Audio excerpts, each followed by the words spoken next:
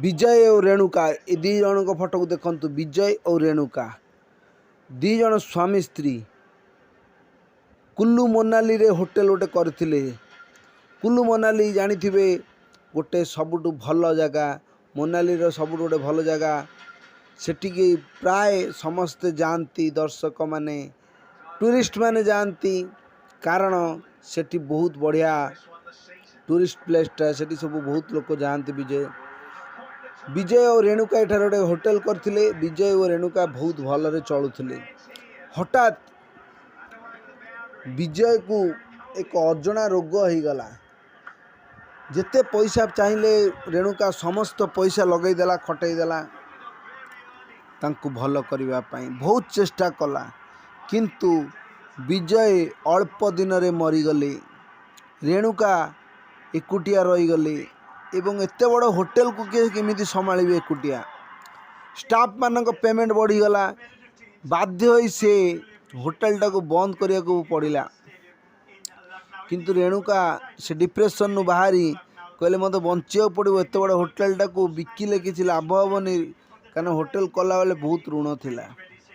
तेणु रेणुका निजर मुंड खटई एवं बहु परिश्रम करी मनाली रे होटेलटा को फेर प्रस्तुत कले एवं धीरे धीरे होटेलटी भल चलने को लगिला। होटेल रे ग्राहक मानक संख्या बढ़िबारे लगिला,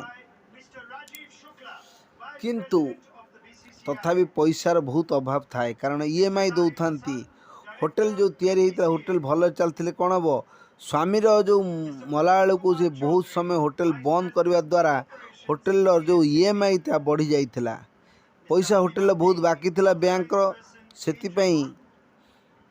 रेणुका मन प्राण दे होटेलटा को कले एवं होटेलटी भल चलुला। दिनकर कथा, हठात राति जोर हो जाइछि, शीत प्रचुर पड़ी, किंतु कस्टमर माने सब होटेल पलि जाइछन्ति।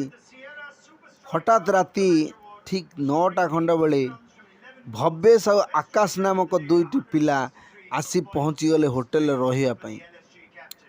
रेणुका को पचारे होटेल प्राइस केते आ लग्जरियस रूम आमको गोटे दिंतु।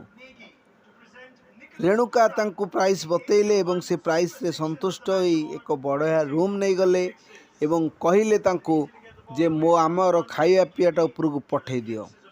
किंतु से माने बैग भितर आनी थांती प्रचुर मद। भवेश आ आकाश दी जन सांग थिले एवं दुई जन जाक जोरे प्रचुर मद पीवा को लगिले। मद पी पी पी पूरा से माने पूरा माने निजर होश भसे पूरा जोरे मद पी की पूरा टलटल होता। बोतल पर बोतल गड़ी चली थाए। तापरे से माने आसिले काउंटर कतिकी आकाश आ भवेश आसी कहले रेणुका मैडम को, मैडम नमस्कार, खराब भाविबेनि गोटे कथा कहबी, आपण होटेल एटा मिलिबो कि? रेणुका कहला कौन? कहला गोटे झील व्यवस्था हो पारे कि? आम आज बहुत इच्छा हो सेक्स करने। रेणुका कहला आमर से सब ये हुए ना। कहला जिते से भवेश आकाश कहले जिते टंका लगिबो मु देवी, टंका 10,000 देवी।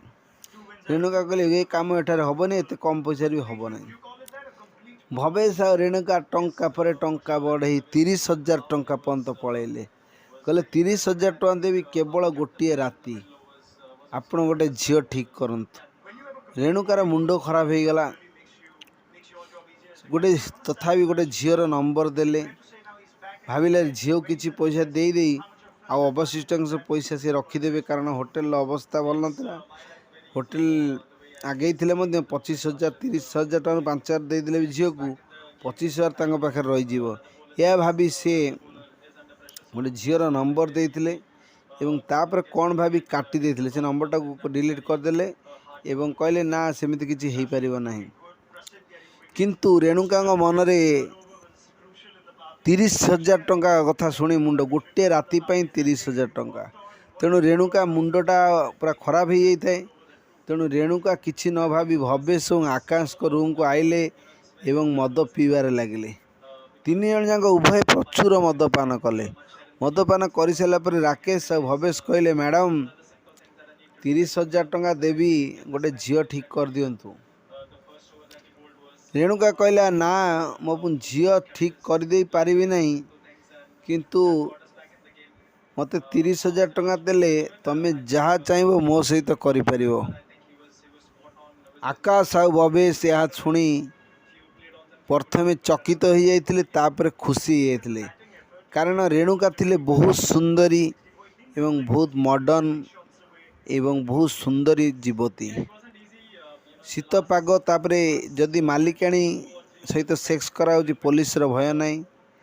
ତେଣୁ ଆକାଶ ଆଉ ଭବେଶ ଦୁଇ ଜଣ ଯାକ ରାତି ଯାକ ରେଣୁକାଙ୍କୁ ପ୍ରଚୁର ପରିମାଣରେ ମଦ ପିଇ ସେକ୍ସ କଲେ।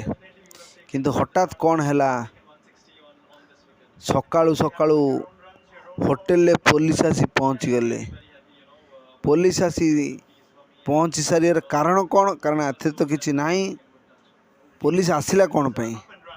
ଲାଷ୍ଟକୁ ଦେଖିଲା ବେଳକୁ ଆକାଶ ତାର ବେଡ଼୍ରେ ମରିକି ପଡ଼ିଛି। ପୋଲିସ ଆସି ସମ୍ପୂର୍ଣ୍ଣ କଥାଟି ପଚାରିଲା ରେଣୁକାଙ୍କୁ।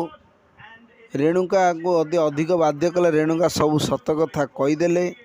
କହିଲେ ପ୍ରଚୁର ମଦପାନ କରିଥିଲେ ସେମାନେ ଦୁଇ ଜଣ ଏବଂ ସିଏ ମୋ ସହିତ ସେକ୍ସ କରୁ କରୁ ହଠାତ୍ ସିଏ ଏମିତି ହେଇଗଲା, ପଡ଼ିଗଲେ ଆଉ ମରିଗଲେ। ପୋଲିସ ସାଙ୍ଗେ ସାଙ୍ଗେ ଆକାଶର ଲାଶଟାକୁ ପୋଷ୍ଟମର୍ଟମ୍ ପାଇଁ ପଠାଇଥିଲା ଏବଂ ପୋଷ୍ଟମର୍ଟମ୍ରେ ବାହାରିଲା ଅତ୍ୟଧିକ ଭାଇଗ୍ରା ଟ୍ୟାବଲେଟ୍ ବା ସେକ୍ସ ଟ୍ୟାବଲେଟ୍ ଖାଇବା ଦ୍ୱାରା ଆକାଶର ମୃତ୍ୟୁ ହୋଇଛି। ଭବେଶ ମଧ୍ୟ ସବୁ ସତ କଥା କହିଦେଲା। ତେଣୁ ରେଣୁକାକୁ ସାଙ୍ଗେ ସାଙ୍ଗେ ପୋଲିସ ଆରେଷ୍ଟ କରିଥିଲେ। କାରଣ ନାବାଳକ ଛୁଆଙ୍କୁ, ନାବାଳକ ନୁହେଁ କିନ୍ତୁ ସେ ଛୁଆଙ୍କୁ ସେକ୍ସ କରିବା ପାଇଁ ଅନୁମତି ଦେଇଥିଲେ। କାରଣ ସେଠାରେ ତ ସେକ୍ସ କରିବା ପୁରା ମନା ହୋଟେଲରେ। ସେଥିପାଇଁ ରେଣୁକାକୁ ପୋଲିସ ଆରେଷ୍ଟ କରିଛି। କିନ୍ତୁ ବର୍ତ୍ତମାନ ରେଣୁକା ବେଲ୍ରେ ବାହାରେ ଅଛନ୍ତି। କାରଣ ଏ ସବୁରା ସମସ୍ତଙ୍କ ସ୍ୱଇଚ୍ଛାରେ ହେଇଥିଲା। ଏଇଟା ଗୋଟେ ଆକ୍ସିଡେଣ୍ଟାଲ ମର୍ଡ଼ର ହେଇଗଲା, ଆକ୍ସିଡେଣ୍ଟ ନା ମୃତ୍ୟୁ ହେଇଛି।